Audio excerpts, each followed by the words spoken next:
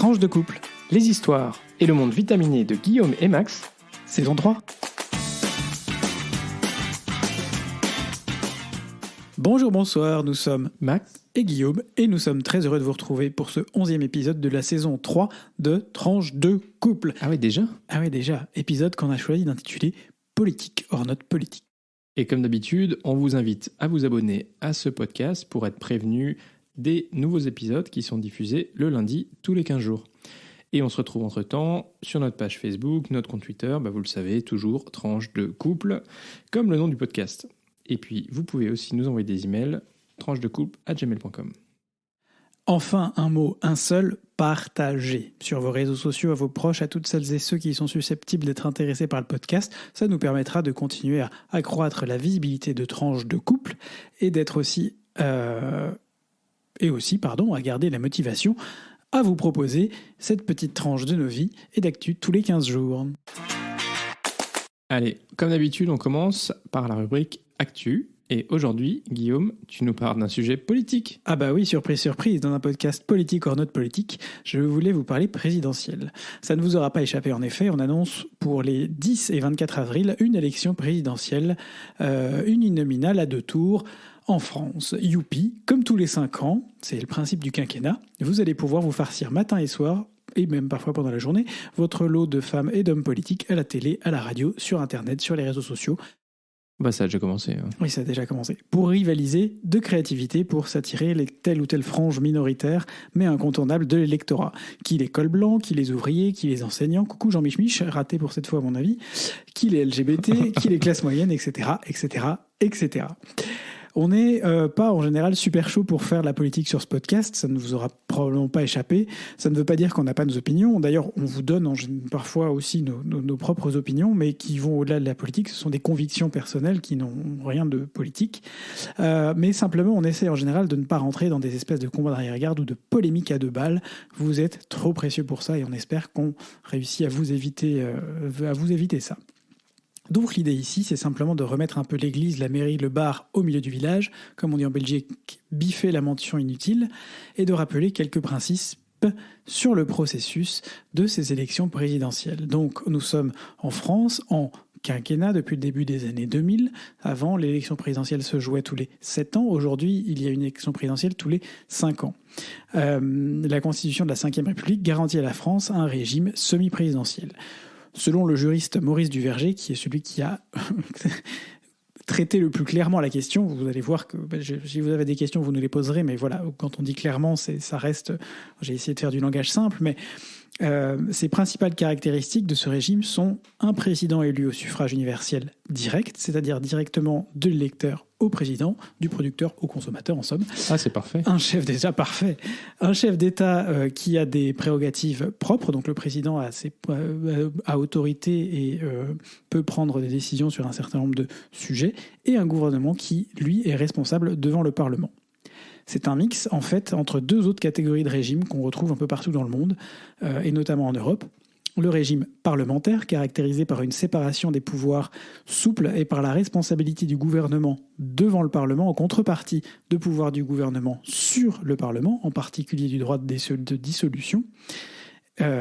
Et le régime présidentiel, caractérisé par une séparation stricte des pouvoirs, par l'absence de responsabilité gouvernementale et par l'absence du droit de dissolution.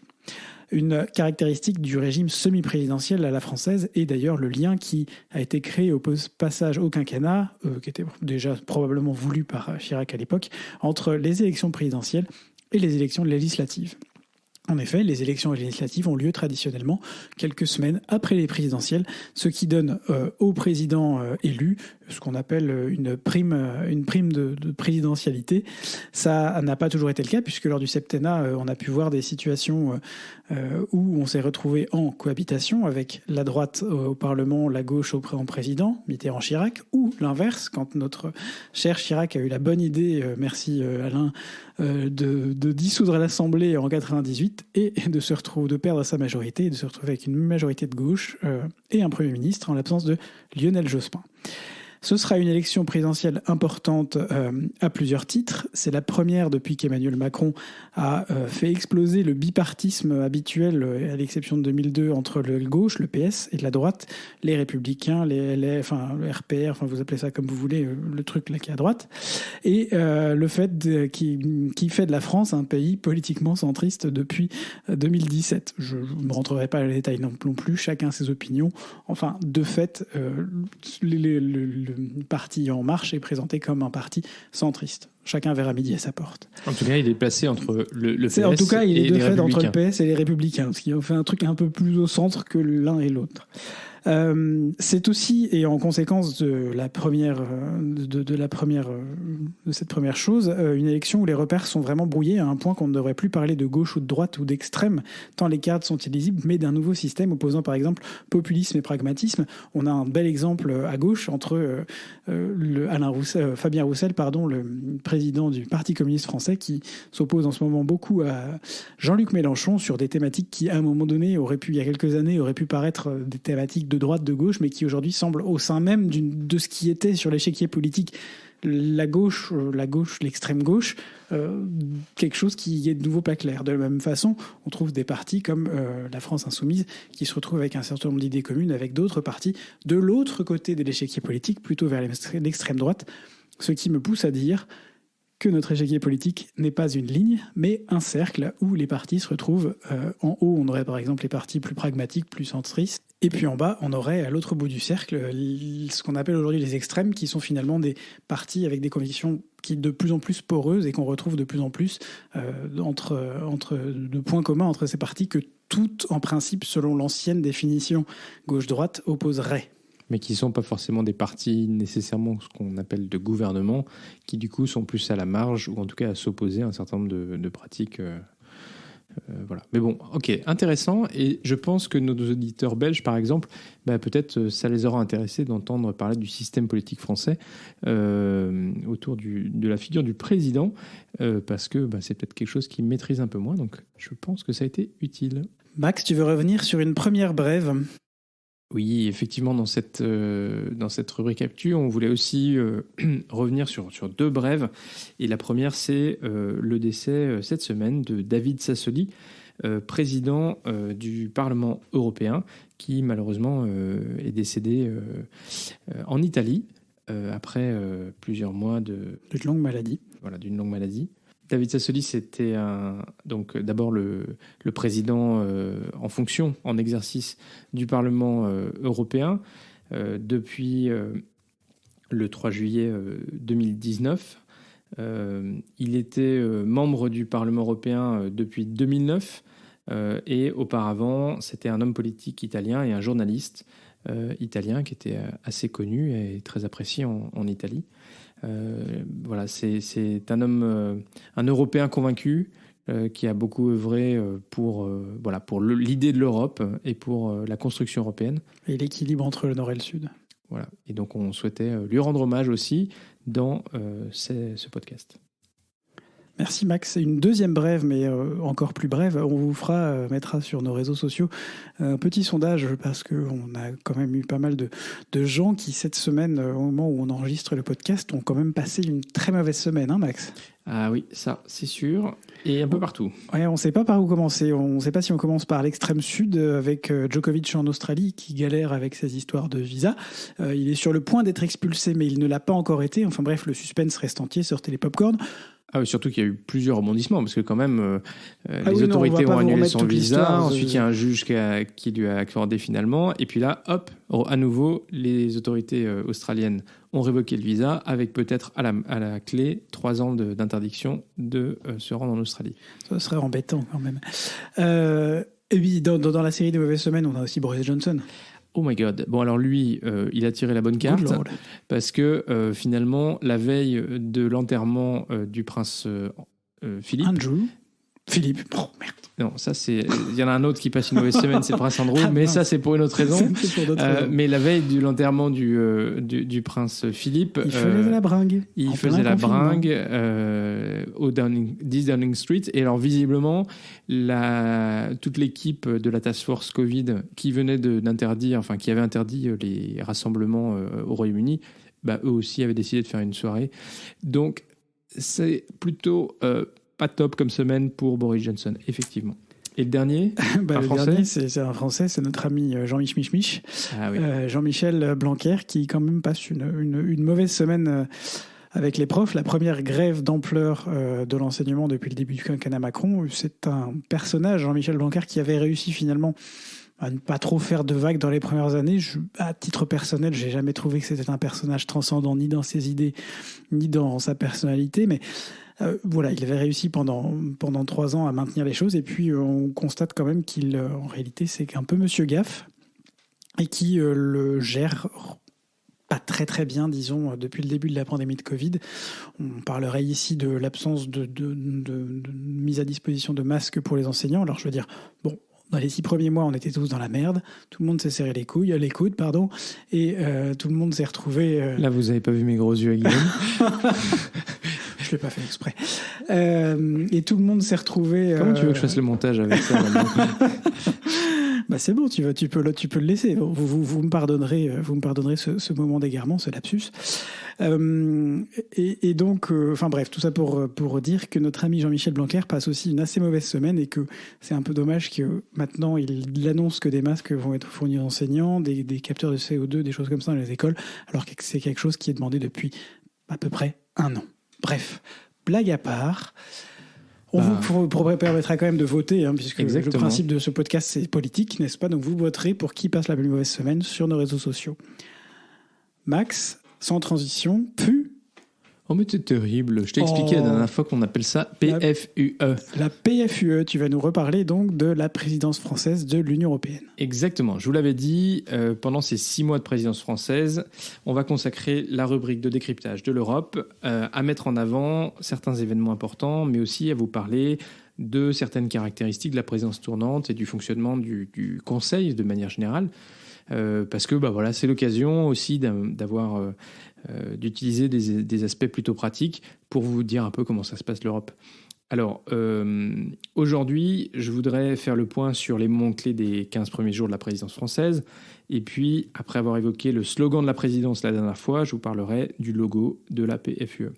Alors, pour les mots-clés, le premier, c'était la transition, la passation entre la Slovénie et la France, entre le 31 décembre et le 1er janvier, qui a été symbolisée par les couleurs de l'Europe sur les bâtiments officiels français en France et à l'étranger, par exemple les ambassades. Pas de polémique. Et quelques bâtiments symboliques tels que la Tour Eiffel, l'Arc de Triomphe, etc. On en parle là? Non. Un beau symbole classique de toutes les présidences, y compris celle de Nicolas Sarkozy, bien sûr, mais qui n'aura pas manqué de créer, comme tu l'as dit Guillaume, une polémique. C'est bien dommage, mais je ne m'étendrai pas plus, c'est pas l'objet de ce podcast. À Bruxelles, se sont tenues également les premières réunions officielles présidées par la France, et c'est notamment le cas du Coreper. Alors, je vais en profiter pour faire une petite parenthèse et vous expliquer qu'est-ce que c'est que le Coreper. Alors, le Coreper, c'est le comité des représentants permanents, pour Coreper, des pays de l'Union européenne, c'est-à-dire des ambassadeurs de chaque pays auprès de l'Union européenne. Ce comité, il est présidé par le pays qui a la présidence tournante, et c'est la principale instance de préparation des réunions du Conseil.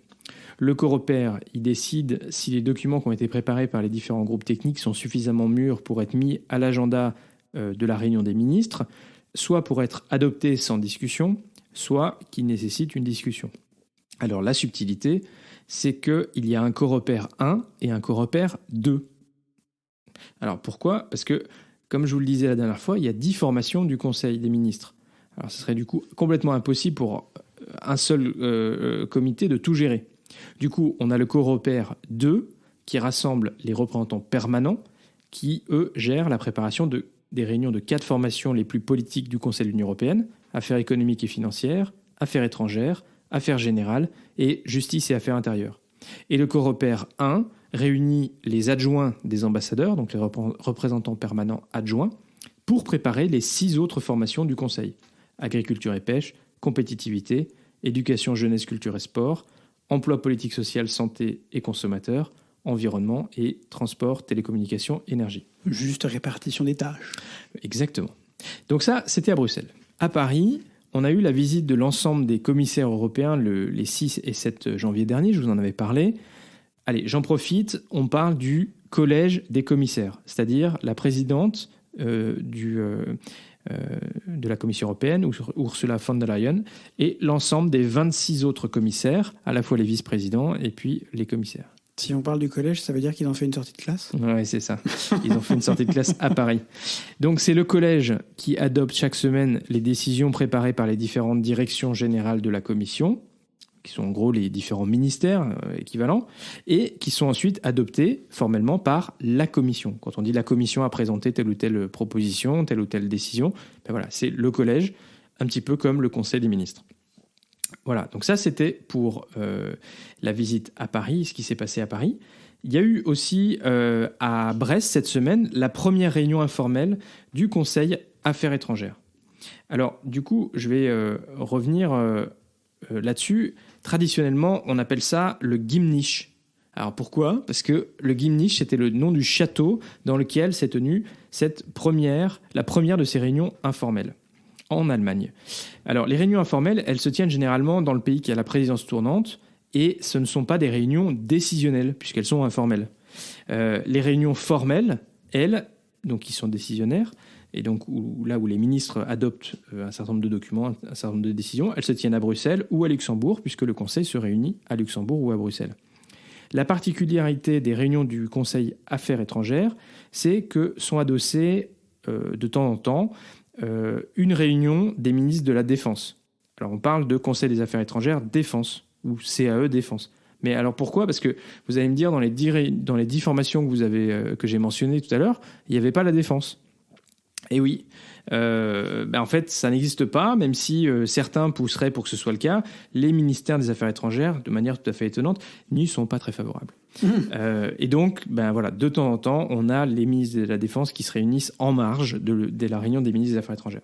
Et donc, cette semaine, les ministres de la Défense se sont réunis à Brest, d'abord seuls, puis en session conjointe avec les ministres des Affaires étrangères, qui, eux, se sont réunis ensuite tout seuls. Donc c'était une séquence assez importante pour aborder les sujets de politique étrangère, de sécurité et de défense qui comptent pour l'Union européenne en ce moment. On parle bien sûr de la situation en Ukraine, on parle du Mali, de la boussole stratégique qui est en préparation, on y reviendra dans un prochain épisode, c'est une sorte de livre blanc européen. La coopération avec l'ONU et l'OTAN, il y avait des représentants de l'ONU et de l'OTAN qui étaient présents. Et puis les enjeux autour de l'espace, notamment, qui sont des enjeux importants en termes de sécurité et de défense pour l'Europe. Voilà, ça c'est ce qui s'est passé dans ces 15 premiers jours, ou en tout cas les grands moments. Je voulais revenir enfin sur le logo de la présidence. Vous l'avez peut-être vu, c'est celui donc, ce que la France le présente comme l'emblème on vous le d'une mettra Europe sur les réseaux sociaux pour que vous... Ouais. D'une Europe tournée vers le progrès, qui avance fière et forte. Donc on a les initiales de l'Union européenne, en bleu et en rouge. Elle affirme son identité en lettres, en couleurs et en symboles, avec à la fois le drapeau tricolore, c'est normal, hein, toujours un logo qui représente les couleurs du pays, mais aussi avec les couleurs de l'Union européenne. Le drapeau tricolore, les étoiles européennes, s'unissent dans une sorte d'alliage dynamique avec le E de l'Europe qui est en forme de flèche pour indiquer la direction qu'on souhaite donner à l'Union européenne, une détermination à aller de l'avant ensemble. Voilà comment la France présente son logo. Et ce logo, on va le retrouver sur tous les objets de communication de la présidence, pour tous les événements officiels, mais aussi sur certains objets commémoratifs. Et par exemple, vous allez pouvoir retrouver dans vos bureaux de poste des timbres avec ce logo. Donc si vous avez envie de mettre en avant la présence française, vous pouvez le faire.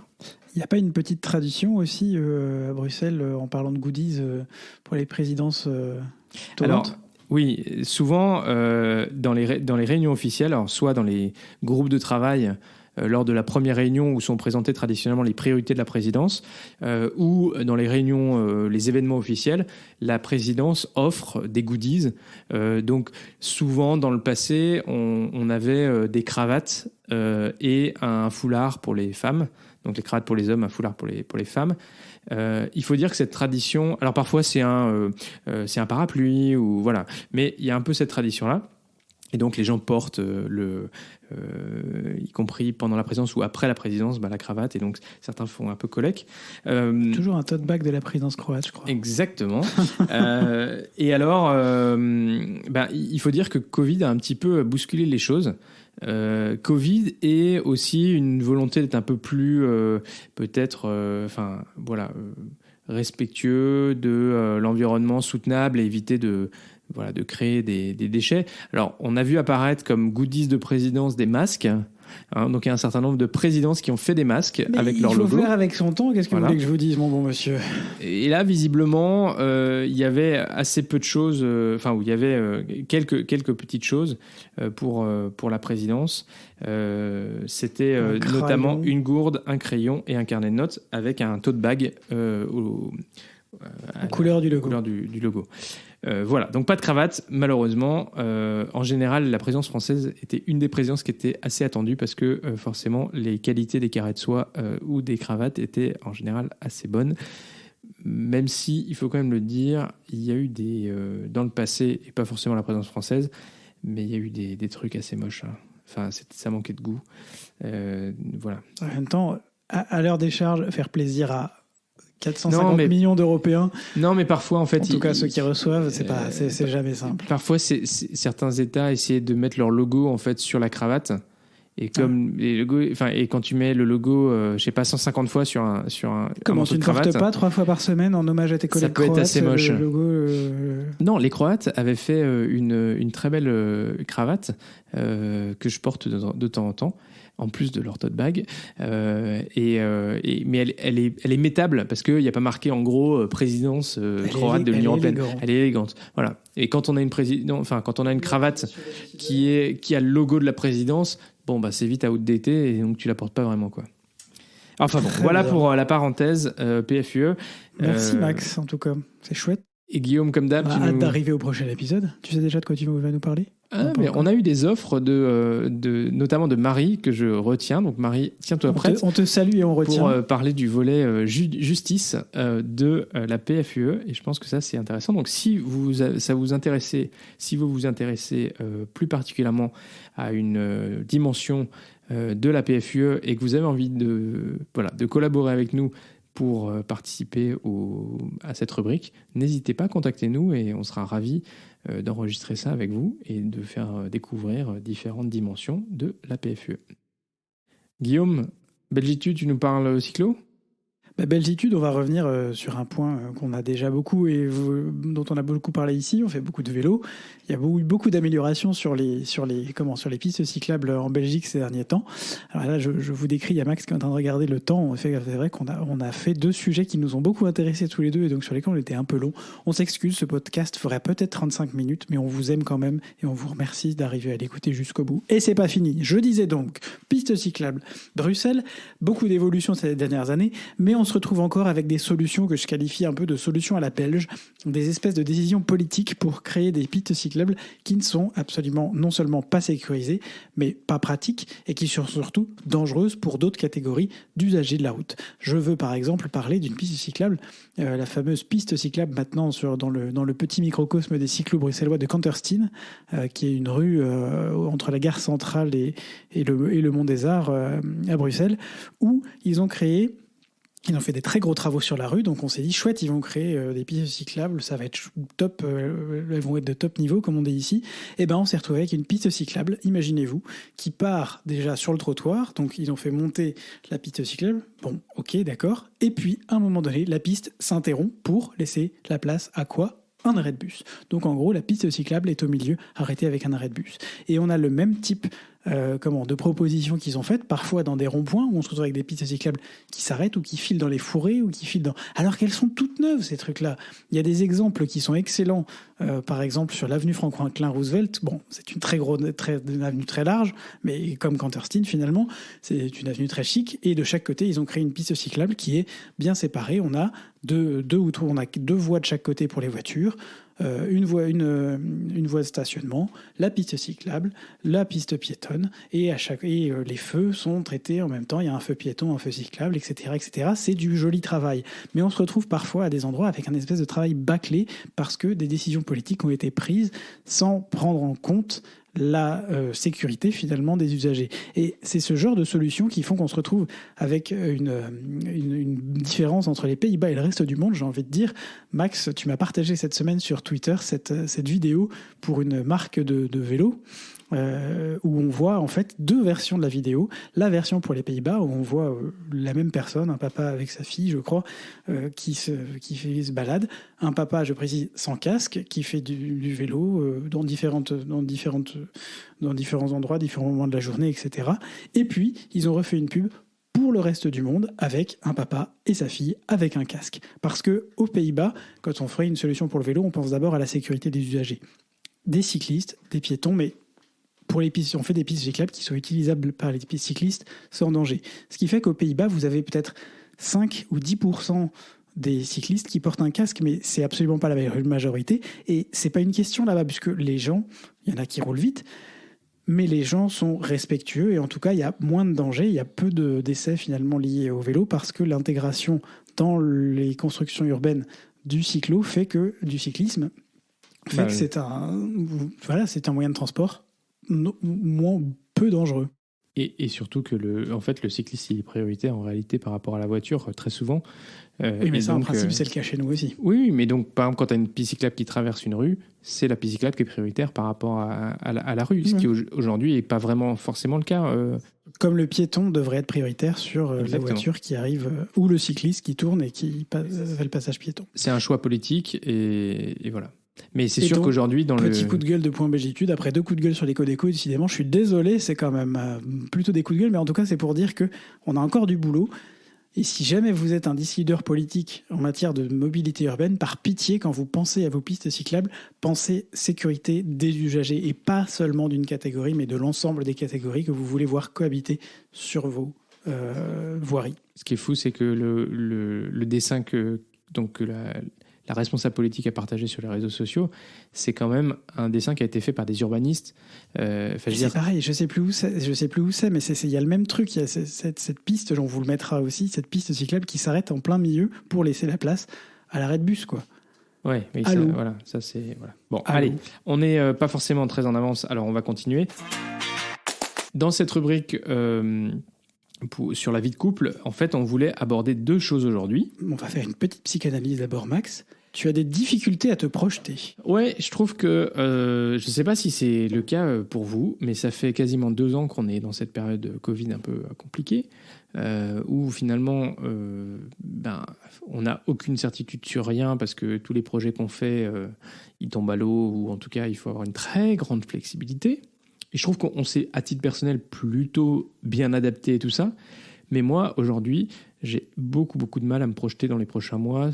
Enfin, oui, on a des trucs dans nos agendas, mais je les matérialise pas, quoi. On a une cousinade qui est... vous savez, la cousinade là, qu'on a déjà reportée 2 fois. On est censé l'organiser en mai prochain, mais je n'arrive pas à me dynamiser pour me dire, allez, là, ça y est, il faut commencer à préparer parce que c'est dans quelques mois. Et donc, voilà, je sais pas, j'ai du mal à me projeter. Je sais pas ce que toi t'en... Moi, j'ai pas le temps de me projeter en ce moment. Je vais avoir beaucoup plus de temps, malheureusement, très vite, mais on en reparlera peut-être ou pas dans un prochain épisode. En fait, moi, j'ai trouvé aussi une forme de calme dans le fait de ne pas sans cesse se projeter 8, 9, 10 mois en avance et de se dire, écoute, qu'est-ce qu'on fait le mois prochain ? Est-ce qu'on va avoir la chance d'aller faire un peu de ski ou pas ? Est-ce que, on va en parler. On est à 1 mois du truc. On va regarder ce qu'il y a de dispo. S'il y a des trucs dispo, on fera quelque chose. S'il n'y a rien de dispo, on fera autre chose. Moi, je trouve que ça dans un sens, c'est relaxant aussi. Alors, ça a un coût dans tous les sens du terme, à la fois financier et un peu moral, parce qu'il faut effectivement passer le cap de se dire qu'on ne prépare plus, on a moins d'emprise sur sa vie à long terme, sa vie personnelle, parce que professionnellement, on a toujours une vue un peu meilleure. Mais... Ouais. Non, c'est sûr que c'est... Voilà. En tout cas, je suis d'accord avec toi, mais là, moi, j'ai un peu de mal. Alors, c'est peut-être aussi le retour de congé avec des semaines qui ont été assez chargées aussi pour moi. Mais voilà. Donc, je voulais partager ça un petit peu, cette fatigue un petit peu. Deuxième petit point. Voilà. Alors, on voulait parler d'un autre sujet qui est important dans la vie de couple. Tu sais que je t'aime. Oui, Je précise. moi aussi. On vous le dit peut-être pas dans ce podcast trop souvent, mais on se le dit beaucoup entre nous. Ça, c'est important. Dites aux gens que vous les aimez et ça fera une grande différence. Un autre sujet qui est un sujet de couple, je pense, important et sur lequel nous, on a beaucoup discuté et réfléchi et sur lequel, je pense, on a trouvé un équilibre qui nous convient. C'est la question de l'argent et pour éviter que le sujet des dépenses de l'autre soit un sujet sensible. Et donc, on voulait aujourd'hui vous dire comment est-ce que nous, on s'était organisés. Absolument, parce qu'on en a parfois discuté avec l'un ou l'autre couple d'amis on sait que la gestion de l'argent, parfois c'est un sujet éminemment politique, n'est-ce pas ? Ou en tout cas, chaque couple aussi a sa propre façon de faire les choses. Et ça dépend aussi parce que parfois le fait que les revenus soient différents aussi joue dans les solutions à trouver. On bosse dans la culture, hein. Fais pas ça pour l'argent. mais voilà, ça peut créer des frustrations, ça peut créer des difficultés, et je pense que c'est important d'en parler. Et voilà. Alors, sachez déjà d'emblée que nous gardons chacun nos comptes personnels séparés.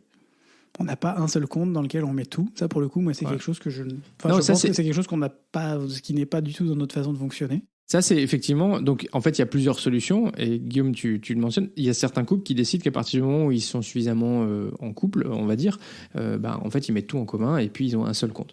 Et ça, nous, d'emblée, ça ne nous a pas semblé très pertinent. On a fait le choix, quand on s'est installé ensemble, d'ouvrir un compte commun pour les dépenses communes. Et donc ça, c'était la base parce qu'on n'avait pas envie de se rembourser celui qui fait les courses et tout ça. Donc, au départ, on a commencé comme ça. Et puis après, je vous l'ai dit, la question des salaires différents, ça peut être une vraie source de frustration ou de complexité dans la gestion financière du couple. Et voilà, ce qu'on a, nous, décidé pour notre part, c'est qu'on contribuerait aux charges communes avec au prorata de nos salaires. Une clé de répartition, tu appelles ça. Voilà. C'est ça. Bon, c'est aussi simple que ça, finalement, dans un sens. Hein. Et donc, comme ça, on a une certaine équité dans notre... Non pas une égalité, mais une équité dans nos contributions qui reflètent nos revenus personnels. Ça me permet de garder un peu d'argent de poche tous les mois. On a effectivement le reste qui est pour nous. Et surtout, ça permet aussi, quand on se fait des cadeaux... pour l'un ou pour l'autre, ça n'apparaisse pas sur le relevé de compte commun. Ouais, alors là, il y a un autre truc qui rentre en ligne de compte, c'est qu'il ne faut pas partager le même compte Amazon non plus. Oui, parce que dans Guillaume, l'autre jour, qui me dit « Ah, au fait, il y a ta commande qui est arrivée. Hein » Pardon. Mais forcément, si vous avez Amazon Prime, vous n'allez pas le payer deux fois. Hein.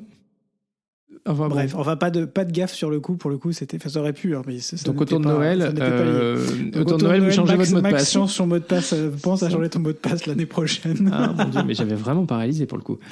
Moi non plus. Je voyais les notifs tomber. Je fais hop. Donc, en tout cas, voilà, on voulait vous partager la manière dont nous, on a trouvé notre équilibre autour de ça. Ça ne veut pas dire qu'on a raison ou que c'est la seule manière de faire, parce qu'il y a certains qui, effectivement, ont un seul compte et ça leur convient et c'est leur équilibre et c'est super. Il y en a d'autres qui ont des clés de répartition différentes, plus égalitaires que équitaires. Équitabilitaires. Donc voilà, mais en tout cas, pour nous, on trouve ça chouette, de la manière dont on fonctionne. Et puis voilà. Mais si vous êtes en couple et que vous voulez nous partager d'autres façons de faire, on est aussi ouvert. Peut-être faire un autre sondage pour savoir comment les couples gèrent la question de l'argent dans le couple. Ok, je veux bien faire des sondages, mais alors vous allez répondre. Hein, parce que si on se retrouve avec 3 clampins qui vont répondre, franchement, ça va pas du tout. Si on pose 3 questions, qu'il y en a, il y a 33% par question. Défi. Défi. On vous laisse quoi? On va déjà tester avec le premier sondage qui a vécu la plus mauvaise semaine. On laisse une semaine pour le sondage? On va faire un sondage sur Twitter et sur Facebook, donc on verra bien. Oui, mais quelle est la durée du sondage? Qu'on leur laisse combien de temps? En général, sur Twitter, je crois que c'est imposé, c'est 24 ou 48 heures. Ah oui, mais là, le problème, c'est que si les gens écoutent, tu vois. Si les gens on le fera en toute fin de. Ok. Je le lancerai en toute fin dans 2 semaines. Top. Ok. Donc dans 2 semaines, en gros. I'm watching you. Le dernier week-end où on enregistrera, donc c'est fin janvier. Connectez-vous sur Facebook et sur Twitter pour répondre à notre question, à notre sondage. Allez, dernière rubrique. Guillaume, aujourd'hui, tu nous parles de politique. Je vais aller très vite parce qu'on a déjà pas mal parlé aujourd'hui. Je vais vous parler politique. Bah oui, c'est un peu la thématique de ce podcast. Je vais vous parler de l'application Elyze, E-L-Y-Z-E. On profite qu'on soit dans le sujet pour vous suggérer, sur une suggestion d'ailleurs de Sandra. Merci Sandra. Merci à toi. Si vous avez un peu de temps et que vous voulez y voir plus clair dans les propositions des différents candidats, presque candidats, bientôt candidats à l'élection présidentielle, l'application Elyze, qui est diffusée sur Android et sur iOS et qui vous permet, à l'aide de réponses à près de 250 propositions de candidats, de vous donner une idée de quel candidat ou candidate vous rapprocheriez le plus en termes d'idées. C'est une chouette application, plutôt équilibrée, plutôt neutre aussi dans sa manière de prendre part. Alors évidemment, ça n'est pas une application qui va vous dire exactement de quel candidat vous rapprochez, mais je pense que c'est une des mieux faites en la matière. Certes, cela prend du temps, mais rien ne vous oblige à répondre à toutes les questions d'un coup. Vous pouvez aussi le faire en plusieurs fois. Et puis surtout, conseil d'amis, ne faites pas comme moi et sachez que telle une appli de rencontre, pour dater son candidat favori, n'est-ce pas, vous pouvez swiper les propositions, enfin les dégager quoi, à droite ou à gauche. Si elles ne vous plaisent pas, vous n'êtes pas obligé de répondre à toutes les propositions. Voilà. Ah bah ça c'est un bon type effectivement.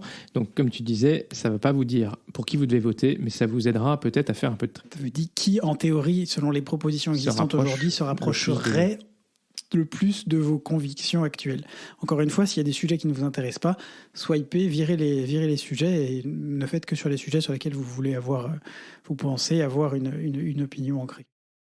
Et voilà, c'est déjà la fin de cet épisode. Merci à tous de nous avoir écoutés. Si ce podcast vous plaît, faites-le découvrir autour de vous et n'hésitez pas à mettre une note sur Apple Podcast ou sur Spotify. Prenez 2 minutes pour le faire, ça aidera à la visibilité. Et comme d'habitude, vous pouvez mettre un like sur YouTube, un pouce bleu sur Facebook et surtout, partagez. Ce podcast est diffusé tous les 15 jours le lundi. Ou le dimanche soir pour les plus au taquet. Alors, d'ici au prochain épisode, sortez masqués encore. Gros bisous et à très vite pour de nouvelles tranches vitaminées.